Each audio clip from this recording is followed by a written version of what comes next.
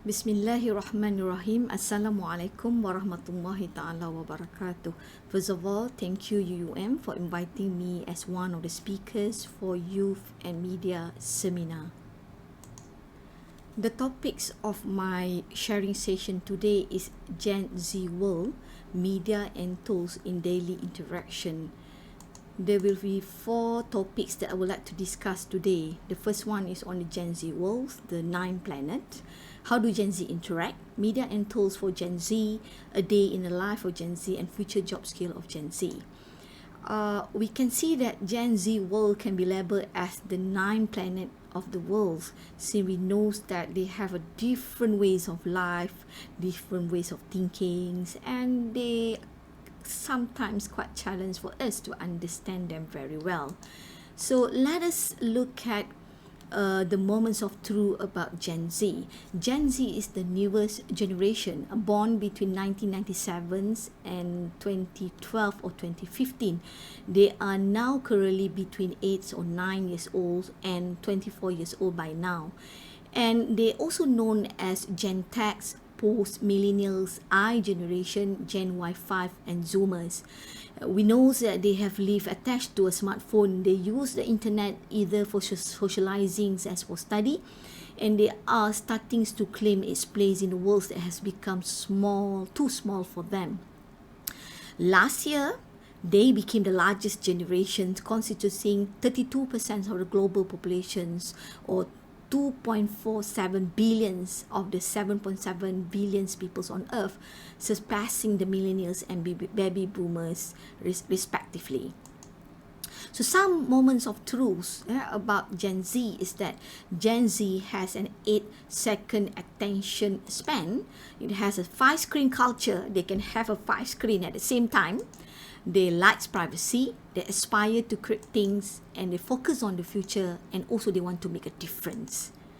And Gen Z, the characteristic of Gen Z, they are actually multitasker, digital native, pragmatic, and financially minded.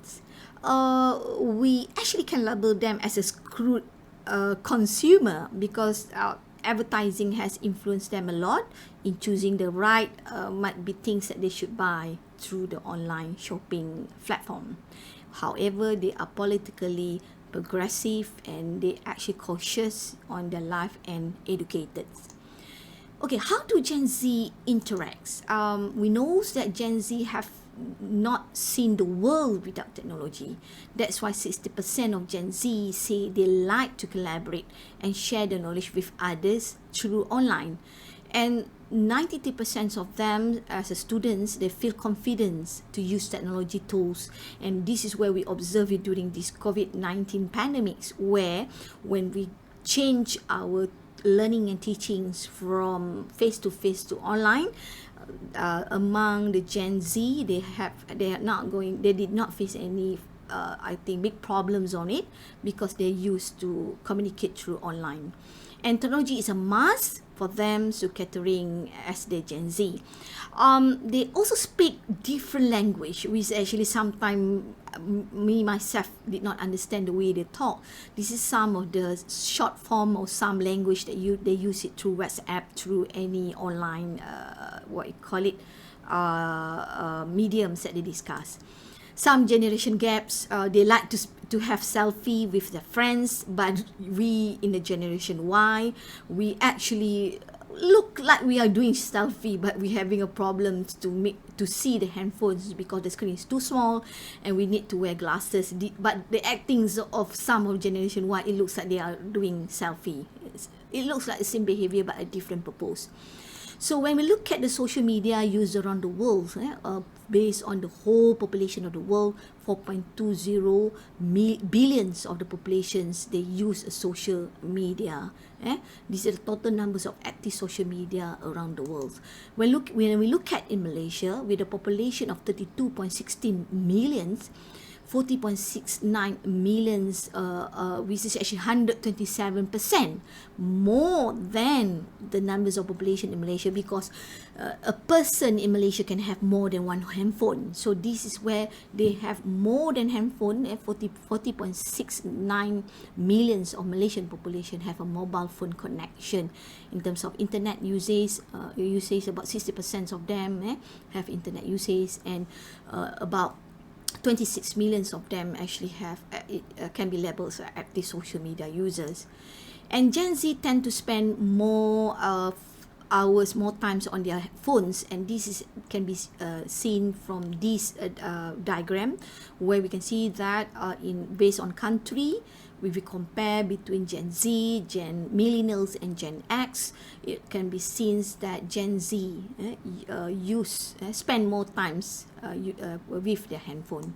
And they also use other device at the same time while watching televisions. We can see here 72% of them use social media while watching televisions, and 52% of them play games, because we know that they can actually multitasking, they can actually concentrate on more than one screen. In terms of e-sport, we can see that our continent, Asia Pacific continents, our percentage of Gen Z spend times on e-sport is actually higher compared to other continents. And when we look at Malaysia is number one behind China in terms of the highest Gen Z engagement with e-sport tournament. Okay, let us look at media and tools for Gen Z. So Gen Z, actually, as we know, that they spend more time for social media. Instagram is the highest social media platforms that checked by Gen Z on daily basis, followed by YouTube and Snapchat and Facebook. When we look at the trends in US for 2019, overall downloads of social media apps is TikTok as number one. But when we look at from the App Store, Instagram, from the Google Play is TikTok. And the top apps Gen Z is most likely to use compared to based on country. We can actually look at our neighbor like Japan and South Korea. So we can see that Snapchat is the highest apps that used by Gen Z. And when we compare it with other countries specifically, like for example in Indonesia, in 2020, TikTok, mostly we can see that TikTok, based on the monthly active user, average of monthly active user, TikTok is the highest applications, the socials and communication apps that used by Gen Z. And Gen Z also spend their times, the ones that over the index of hundreds. They are spent on educations, and their engagement among the top acts and category by the category and the purpose, looking at comic, socials, and game. While the other parts like looking at the weather forecast and so on is actually below the average. In terms of comparison, the use of TikTok as Facebook and Twitter compare among the age of the user, we can see that Gen Z, they actually use, you can see that the percentage of use of TikTok, Instagram is more the YouTube compared to what I call it other generation. And how many are using TikTok? This is the data shows that comparing the millennials and Gen Z, we can see that there is actually a tremendous increment of the percentage of using TikToks among Gen Z compared to millennials from February 2019 to January 2020. And due to this pandemic, COVID-19 pandemics, the media consumption of Gen Z has been changed a lot. And we can see that while in the process of having an MCO, most of Gen Z actually has to be at home, quarantines, and media consumption has seen a massive increase. But what exactly are people doing and how are they staying informed? So based on a global index survey among 4,000 internet users between the age of 16 and 64 years old across the US and the UK, found out the COVID-19 outbreak has changed their media consumption. Over half of the Gen Z age group, over half of the Gen Z age group are consuming significantly more online video content than before the COVID-19 outbreaks. So we can see here 51% of them actually access to the online video during this MCO and COVID-19 pandemics.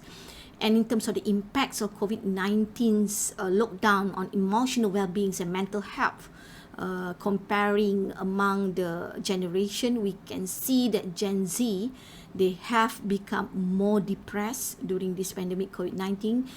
They have become more angry, become more lonely, they become more disconnected from their friends and family, and they quite disagree to say that COVID-19 did not affect their life. So next we go to a day in the life of Gen Z. What are the things that Gen Z are doing in every days of their lives? So this is to show diagrams that usually Gen Z focus on 29 travel days per year, but during this MCO and COVID-19 pandemics, this actually quite difficult for them to traveling around the world. And 25% of their expenses or budget they allocated for to buy a flight ticket. But this has been totally changed after this COVID-19 pandemics. And this is examples of a day life of Gen Z. You can see that wake up in the morning, they reach up for the smartphone. And this is where you can observe it, you can reflect based on yourself. You wake up in the morning, you try to find your handphone first, then you will go for your breakfast, and might be you go to schools and attend classes, and between classes also you have music, mobile games, you take lunch, having lunch with watching the YouTube at the same times, and you actually let out of school, you use a Facebook private groups to discuss and so on, and goes to the after schools activities, and you chat with your friends, sometimes with using WhatsApp, and having a dinner. While having a dinner with family, you still checking your handphone. That's the life of Gen Z. While working on the homeworks, hearings, the YouTube, we call it music and so on.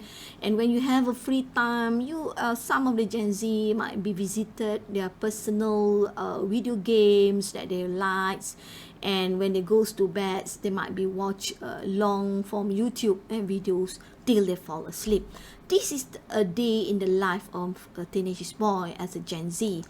Another ways that you can see that if the Gen Z reach up to the age that they are working right now, they start to have a job, they buy a car, that's very important.